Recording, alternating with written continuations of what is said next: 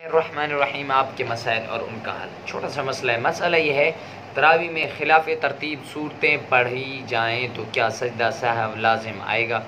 تراوی میں خلاف ترتیب الم تر کیف فعل ربک باصحاب الفیل یہ پڑھی جائے 1 منٹ، اور دوسری مرتبہ آیا قل یا ایھا الکافرون پڑھا، قل یا ایھا الکافرون پڑھنے کے بعد پھر الم تر کیف پڑھ لیا، پیچھے کی طرف چلا جائے، یعنی ترتیب نہیں ہے صورتوں کا، آگے والی صورتیں پیچھے کر دی، پیچھے والی صورتوں کو آگے کر دیا۔ اب سائل یہ کہتے ہیں آیا اس کے اندر سجدہ سہو ہے؟ کیا اس کو ضروری ہے کہ وہ سجدہ سہو کرے کیونکہ اس نے خلاف ترتیب صورتوں کو آگے پیچھے کر دیا ہے؟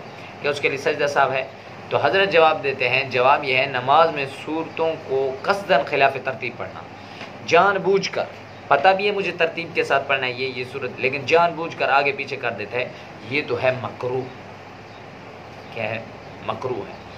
نماز میں صورتوں کو قصداً خلاف ترتیب پڑھنا، کیا مطلب؟ قل اعوذ برب الناس کو پہلی والی صورت میں پہلی رکعت میں پڑھ کے دوسری رکعت کے اندر قل اعوذ برب الفلق پڑھ دی، یہ کرنا، یہ قصداً ارادے کے ساتھ کرنا، یہ تو مکروہ تحریمی مکروہ ہے، مگر اس میں سجدہ سہو لازم نہیں۔ تو یاد رکھیں سجدہ سہو واجب پر آتا ہے، اس پر نہیں آتا۔ سجدہ سہو کس پر آتا ہے؟ واجب پر، تو یہ واجب تو نہیں ہے، البتہ مکروہ ہے ایسا کرنا، قصداً ایسا کرنا۔ بھول کے کر لے تو پھر تو میری امت سے بھول چوک اٹھا لی گئی ہے، آپ صلی اللہ علیہ وسلم کی حدیث ہے۔